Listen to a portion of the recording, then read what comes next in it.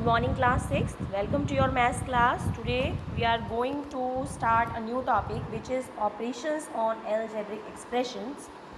तो देखिए बच्चों यहाँ पर हम ऑपरेशंस ऑन algebraic expression पढ़ने वाले हैं. ऑपरेशंस का मतलब होता है मैथमेटिक्स के अंदर plus minus divide and multiply. तो basic operation addition of algebraic expressions. तो यहाँ पर हम सीखेंगे सबसे पहले एडिशन. अलजेब्रिक एक्सप्रेशंस का एडिशन कैसे करते हैं. The basic principle of addition of algebraic expression is that only like terms can be added. तो इसमें ये बताया गया है आपको कि जो लाइक टर्म्स होते हैं केवल उन्हें ही ऐड किया जा सकता है, अनलाइक टर्म्स को आपस में ऐड नहीं कर सकते हैं. फॉर एग्जाम्पल यहाँ पर 5 टेबल्स प्लस 7 टेबल्स बोला है तो आप बोल सकते हो इसे 12 टेबल्स. लेकिन अगर मान लीजिए 5 टेबल्स प्लस 7 चेयर्स को आपको ऐड करने को बोलें तो आप इन्हें 12 टेबल्स या 12 चेयर्स नहीं बोल सकते. Thus the sum of two unlike terms can only be indicated. तो अनलाइक टर्म्स को केवल आप इंडिकेट कर सकते हो, उनको जोड़ नहीं सकते हो. रूल ऑफ एडिशन क्या है. The sum of several like terms is another like term whose coefficient is the sum of the coefficients of the like term. कहने का मतलब ये है कि अगर आपको लाइक टर्म्स दिए हुए हैं तो इन दैट केस उनका जो सम होगा वो एक दूसरा कोफिशिएंट होगा. whose coefficient the sum of the several like terms is another like term. जो several like terms हैं उनका जो sum होगा वो दूसरी like term होगा जिनके coefficients को आपस में जोड़ लिया जाएगा. coefficient is the sum of the coefficient of the like terms. for example यहाँ पर देखिए 6xy square minus 4xy square, xy square और 5xy square. यहाँ पर आपको 4 टर्म्स दिए हुए हैं. अब देखिए यहाँ पर अगर हम इन्हें ऐड करना चाहते हैं तो in that case we are going to add their coefficients. यहाँ पर देखिए एक्स वाई स्क्वायर तो सभी में कॉमन है, उसको अलग छोड़ दीजिए. जो न्यूमेरिकल टर्म्स हैं उन्हें ऐड कर लीजिए. 6 प्लस माइनस के 4. यहाँ पर आपको कोई भी नंबर गिवन नहीं है, इसका मतलब यहाँ पर 1 है. तो प्लस 1 एंड प्लस 5 इन सबको आपने ऐड किया तो आपके पास आ गया 8xy square answer.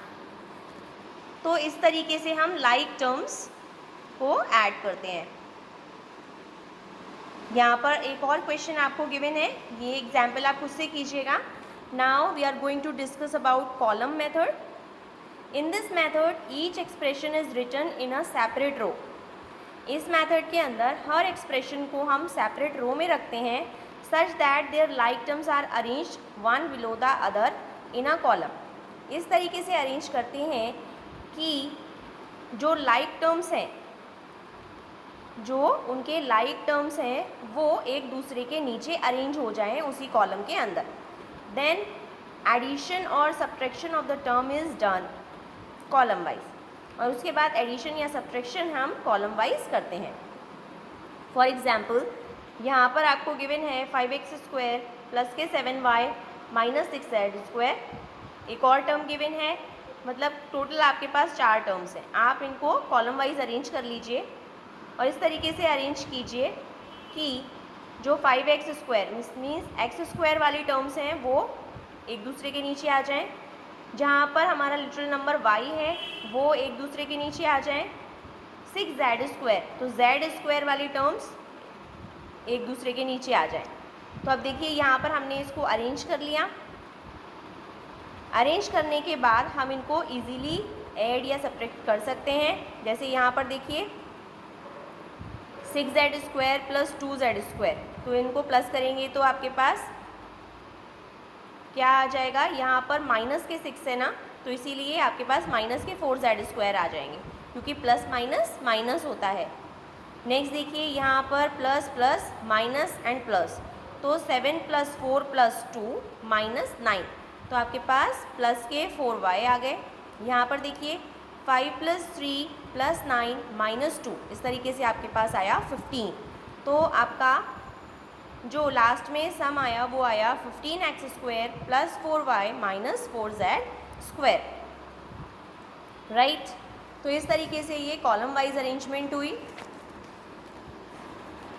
Subtraction of algebraic expression देखिए बच्चों, change the sign of each term of the expression to be subtracted and added to the expression from which subtraction is to be made। देखिए बच्चों, इसमें भी बिल्कुल same procedure है, आपको column wise arrangement करनी है एंड देन जहाँ पर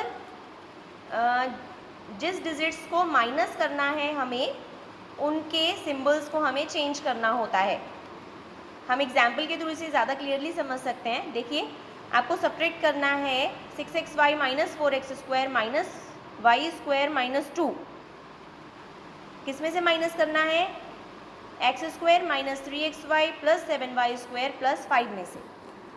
तो ऑब्वियस सी बात है, इसे हम ऊपर रखेंगे and this one is going to be the lower part.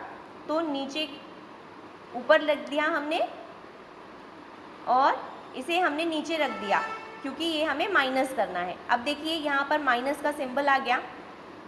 अब यहाँ पर आपको क्या करना है, जब कभी भी माइनस करना होता है तो नीचे जो भी माइनस करने वाली चीज़ें हैं उन सब के सिंबल्स को हमें चेंज करना पड़ेगा।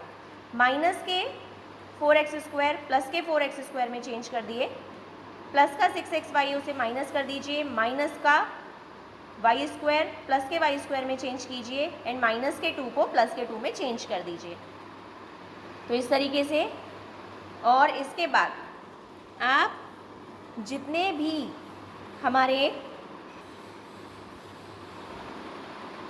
अब जैसे यहाँ जितने भी हमारे टर्म्स दिए हुए हैं उन सबको उनके सिंबल्स के अकॉर्डिंग प्लस या माइनस कीजिए। यहाँ पर 5 है, यहाँ पे प्लस के 2 हैं तो 7 आ गया प्लस का, 7y² है, यहाँ पर प्लस का y² है तो 8y² प्लस के आ गए। हमेशा याद रखना है, सिंबल्स को नहीं भूलना है। माइनस वाले केस में ही आप नीचे जितने भी नंबर्स होंगे उनके सिंबल्स को चेंज करेंगे, जस्ट अपोजिट कर देंगे, प्लस का माइनस एंड माइनस का plus, and then like terms को आपस में ऐड या सब्ट्रैक्शन उनके सिंबल्स के अकॉर्डिंग करेंगे। सिंबल लगाना मत भूलिएगा, otherwise you will get the wrong answer. Okay students, examples बाकी के जितने भी बचे हुए हैं उन्हें आप खुद से पढ़िएगा। We will continue in next class. Till then, bye.